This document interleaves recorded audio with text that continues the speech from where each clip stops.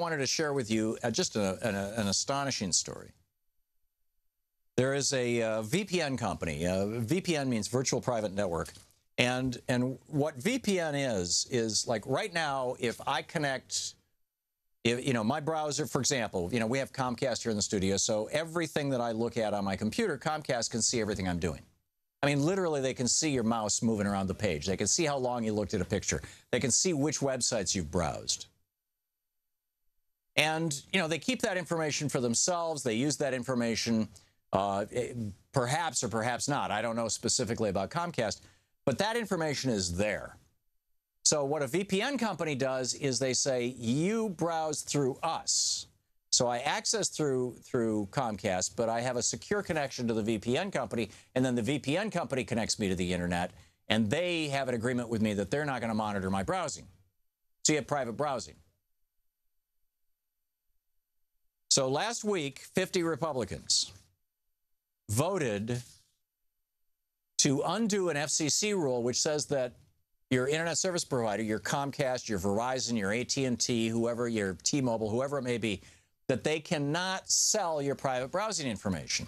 Now, I would think actually the states that would have the biggest flip out about this would be the red states, particularly Utah, because they're the biggest consumers of pornography in the United States. The poorer a state, or the more Republican a state is, the more likely they are to have a high per capita porn use, which, particularly for Republicans, might be embarrassing, particularly depending on the kind of pornography they're looking at. But it's not just porn.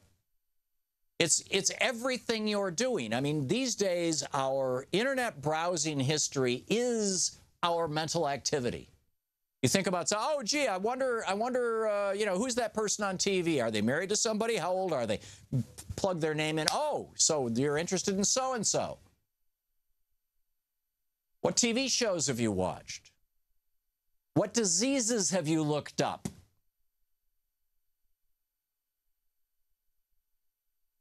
Have you, Googled dementia recently? Have you looked at, it's like, now, we're already partway down this road.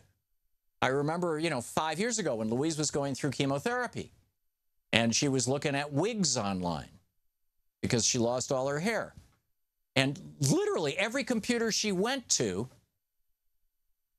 whether it was here in the office or whether it was over at the TV studio or whether it was home, whatever computer, if Louise was using the computer, it was throwing all kinds of ads at us for breast cancer stuff. So there's already a certain amount of this going on, but it seems to be going on among websites. In other words, particularly if you go to Breitbart, I don't know if it's that. You go to any website, they have the ability to capture the fact that you were on that website. And if you search on that website, they know what your search was, and then they can sell that.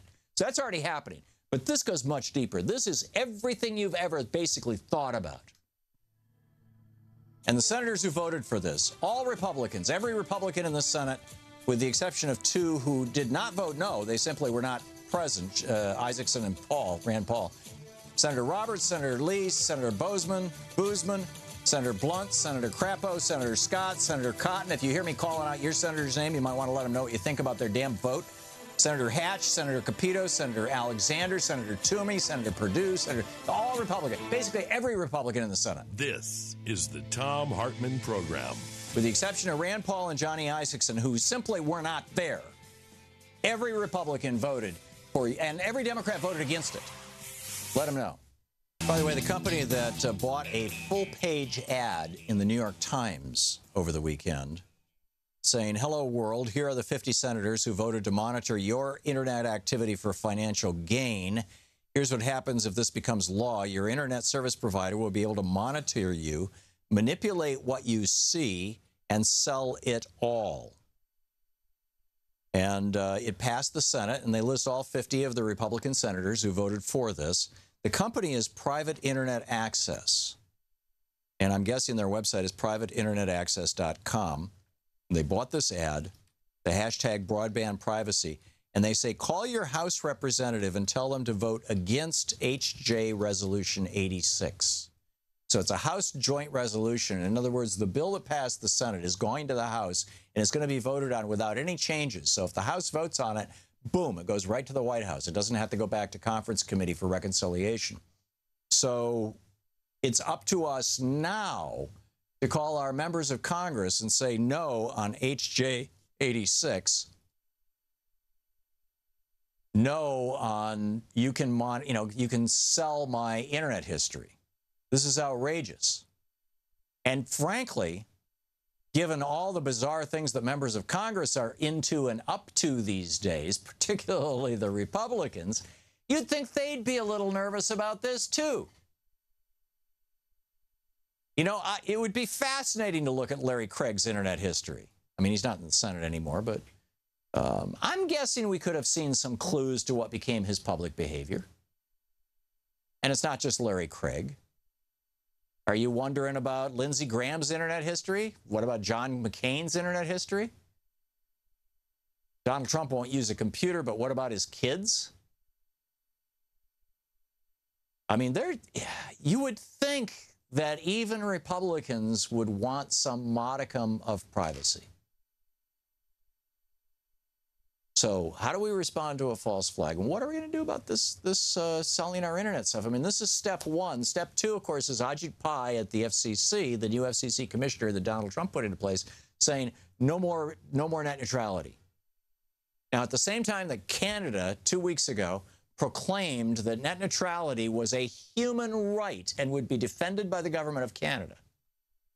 At the same time that happened, the head of the FCC and Donald Trump and the Republicans are all saying, do away with net neutrality. Why? Because of money. The Republican Party is a lobbying operation. It's a racket. The Republican Party, I think, qualifies on multiple fronts for prosecution under the Racketeering Influence Corrupt Organizations Act, the RICO Act. Basically, whoever offers them the most money, they take that position.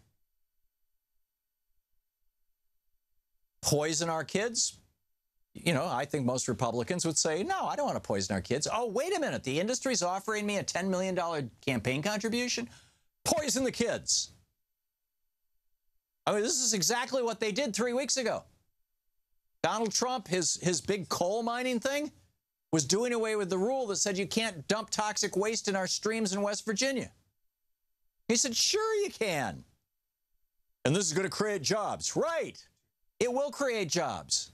You're going to have more doctors removing cancers from little children.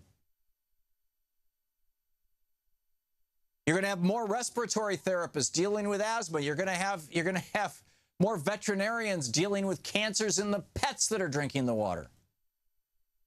Sure, it creates jobs, Donald.